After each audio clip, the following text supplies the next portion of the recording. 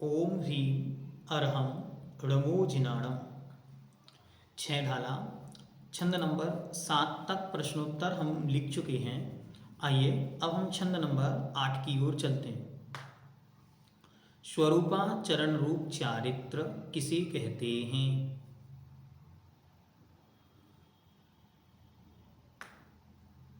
उत्तर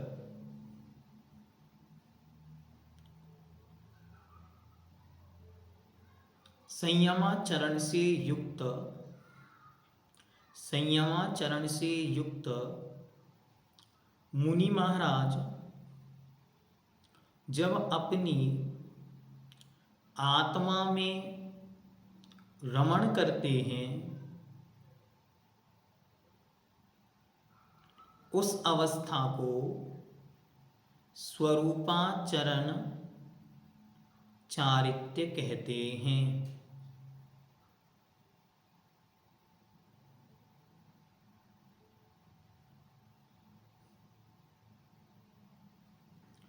next, स्वरूपाचरण चारित्र में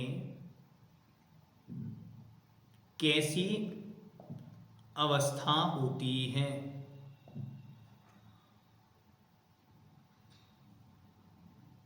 उत्तर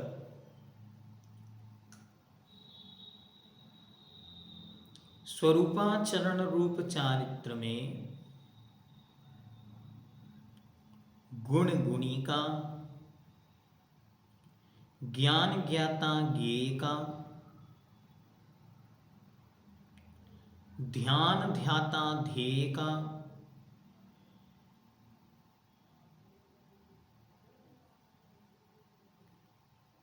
और वचनों का विकल्प नहीं रहता।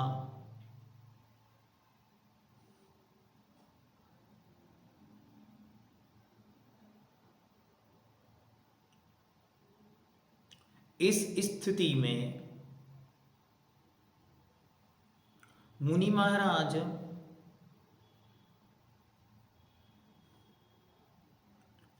आत्मा में स्थित होकर आत्मा के द्वारा आत्मा का चिंतन करते हैं।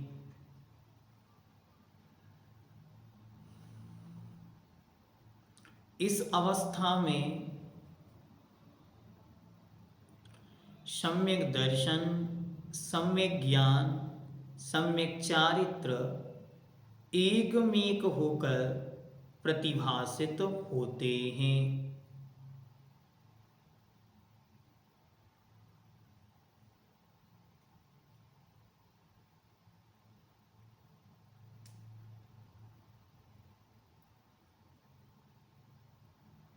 नेक्स्ट, स्वरूपाचरण रूप चारित्र में मुनि महाराज क्या चिंतन करते हैं?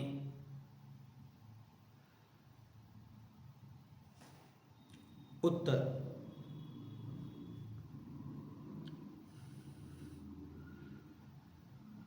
स्वरूपाचरण रूप चारित्र में मुनि महाराज चिंतन करते हैं कि मैं अनंत दर्शन, अनंत ज्ञान, अनंत सुख और अनंत वीर्य रूप हूं।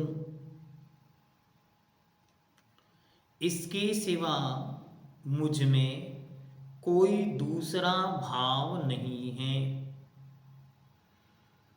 इसके अलावा मुझ में अन्य कोई दूसरा भाव नहीं है। मैं ही साध्य हूं, मैं ही साधक हूं और कर्म या उसके फल मेरे कार्य में किसी प्रकार बाधा नहीं पहुंचा सकते हैं। मैं चैतन्य पिंड हूं, तेजस्वी हूँ, अखंड हूँ, उत्तम गुणों का पिटारा हूँ तथा सब पापों से पृथक हूँ। मैं फिर से बोल रहा हूँ, एक एक शब्द मिलाएं।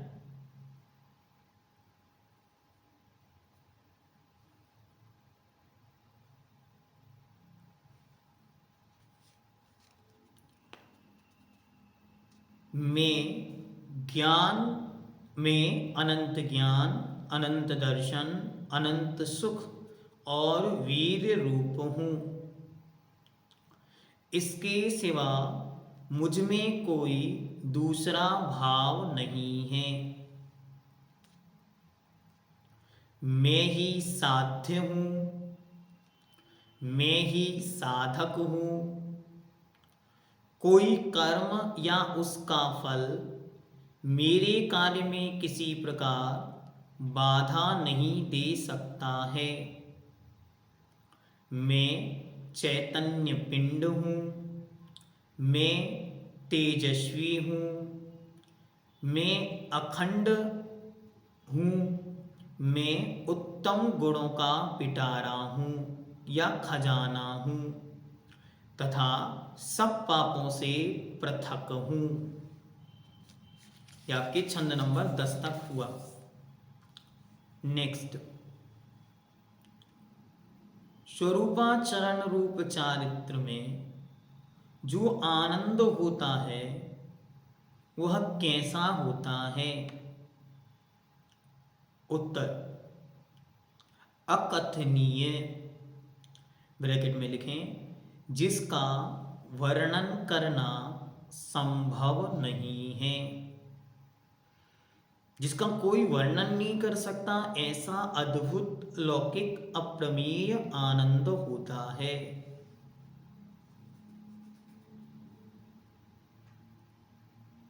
नेक्स्ट, क्या ऐसा आनंद अन्य किसी को और भी होता है? उत्तर, नहीं।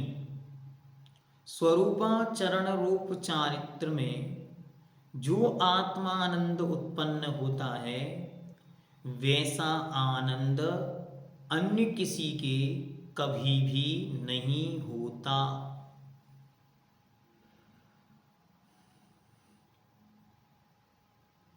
नेक्स्ट, मुनि महाराज अरिहंत कैसे बनते हैं?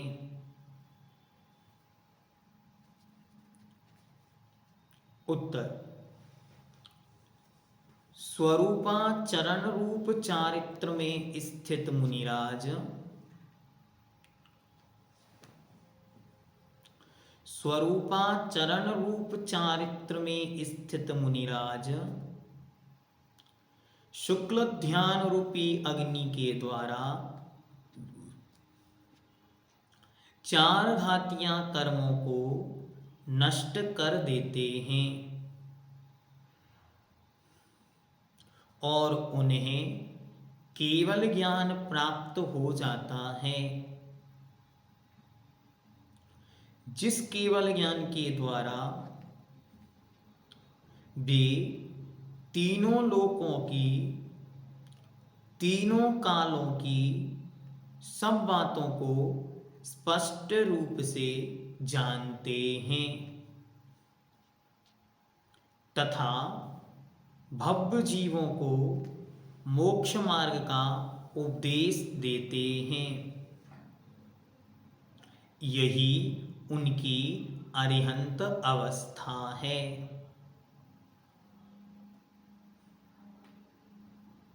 नेक्स्ट, ये बड़े प्रश्न के रूप में पूछा जा सकता है। छह ढाला में वर्णित सिद्धों का वर्णन कीजिए।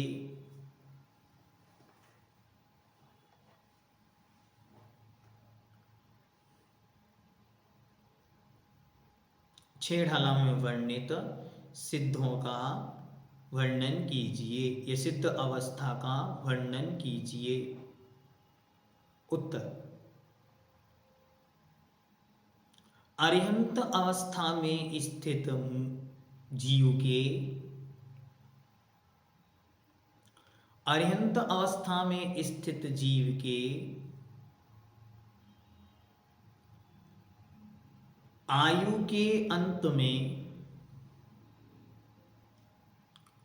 शेष 4 घातीय कर्मों का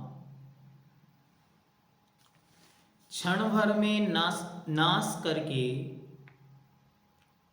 वे मुनिराज मोक्ष चले जाते हैं।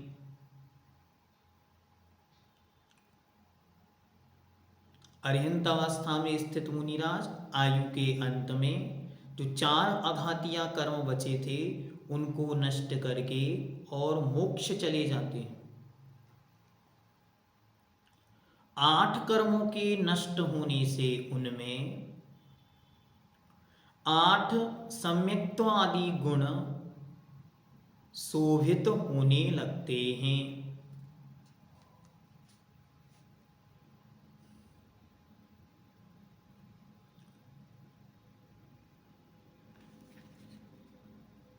वे संसार समुद्र से सदा सदा के लिए पार हो जाते हैं और पुनः लौटकर संसार में कभी नहीं आते।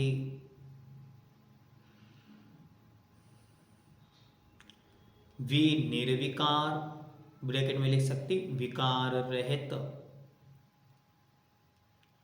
शरीर रहित,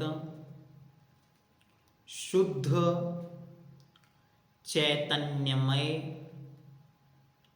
अविनाशी सिद्ध अवस्था को प्राप्त कर लेते हैं और वे सदा सदा इसी तरह रहते हैं, कभी भी लौटकर संसार में नहीं आते।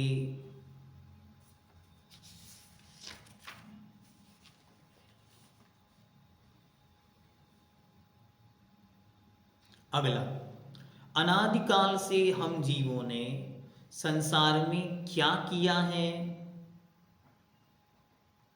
उत्तर, अनादिकाल से हम संसारी जीवों ने राग द्वेष और विषय कषायों में अपना समय व्यतीत किया है। अंतिम, इस ग्रंथ की रचना पंडित जी साहब ने कब की? उत्तर, संवत 1891 1891। कब की? वैशाख शुक्ल तृतीया, ब्रैकेट में लिख लें अक्षय तृतीया, तो आपको याद रहेगा। वैशाख शुक्ल तृतीया, अक्षय तृतीया। नेक्स्ट, पंडित दौलत राम जी ने यह 6 ढाला किसकी 6 ढाला देखकर लिखी? उत्तर, पंडित बुधजन जी, पंडित बुधजन जी। बस इसी के साथ आपकी 6 ढाला की संपूर्ण प्रश्नोत्तरी यहाँ पर पूर्ण हुई। 6 ढाला के संपूर्ण प्रश्नोत्तर, शब्दार्थ, मॉडल पेपर, सब चीज़ें आपको अच्छी तरह उपलब्ध करा दिए गए हैं। वीडियोस आपको रिकॉर्डेड उपलब्ध हैं, आप अच्छी तरह उन्हें देख सकते हैं। सबके लिए, पेपर के लिए बहुत बहुत शुभकामनाएं। All the best. सभी लोग अच्छी तरह अपना पेपर की तैयारी शुरू करें। पेन, पेंसिल, कॉपी, किताब लेकर बैठा कर जब भी पढ़ें कुछ नोट्स तैयार करें, जिससे लिखने की हैबिट भी अच्छी होगी और विषय पर पकड़ मजबूती भी आएगी।